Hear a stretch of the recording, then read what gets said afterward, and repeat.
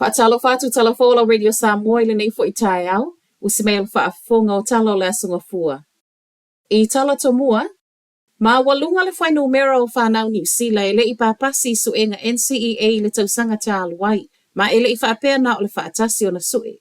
O su enga whaune o le NCEA whaia online e au le reading po le whaitau tusi, writing tusi, ma le matematika.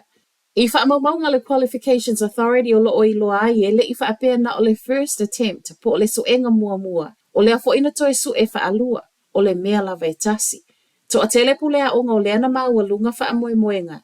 E papasi umala tau whanau onga, peita e le o le mea leana iai ma ua whai mai ai ma le talo sanga. E tatau i le malona to e whaatu mau le isi whainga na masani ai, lea e makai nai le ausia o tau ma whainga whanau i le literacy ma le numeracy. Po o le mata upu ingi lisi ma le matematika.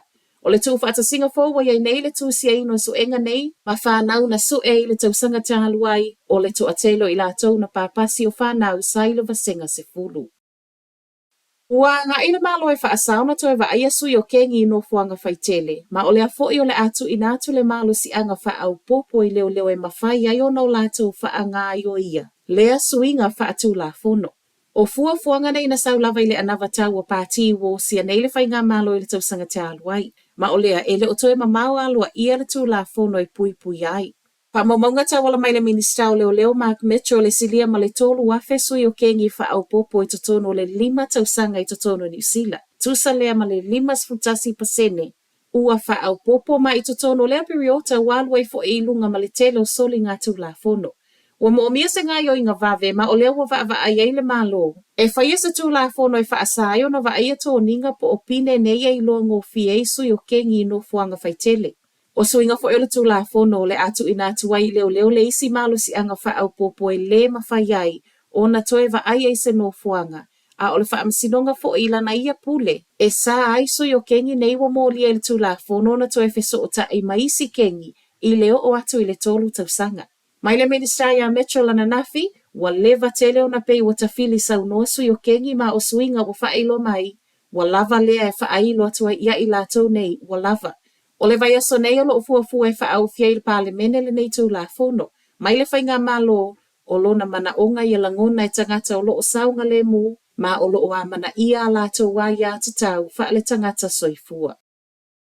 Nā loa ia na nawhila whainga fōu wa wha ingoa pe label ai mea tau mawhai totono New Zealand. O le fua leo ngā luenga whai whaatase le New Zealand Food Safety ma le Food Standards a Ausitalia ma New Zealand. Ma o le suinga o iei nei, wa whai ai na ia malama ma manino ai tangata whaatau ili ngana whaingo fie. O le whainga fo ile nei wa wha amalo seila tatau ona manino i tu ai ngā mea ai o lo ngau si ai mea tau mawha.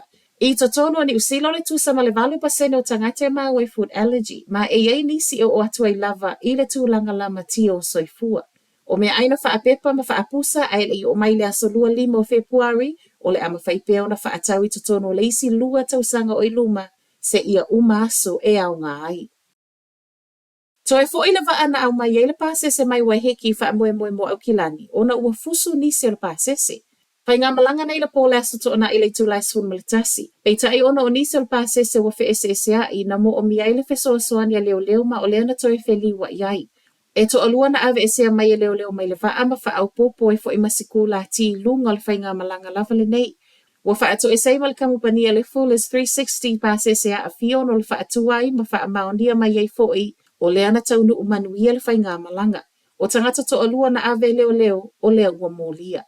Tala wha aiu, wa toi maua fo i leisi i sumu i le countdown i Dunedin, ma o leo ua lei loa nei po le asa o le aso i tatala ai. O leo na wha apeto i tatala ana nafi, peita e lo po lavo le aso to anai, leana toi wa ai e mea po e ata leisi i sumu. Talo mai le aso se 4 Februari, wa luas fumaleono i sumu wa maua i totono le whale o loa le nei. Mai le rent to kill o lo ngālulu e nei male matanga luenga le primary industries, ma e tu ufa atasia tala fōu, e le o iloa po o le asa isi aso i toi tatalai. Talanalo Radio Samoa, manuia le aso.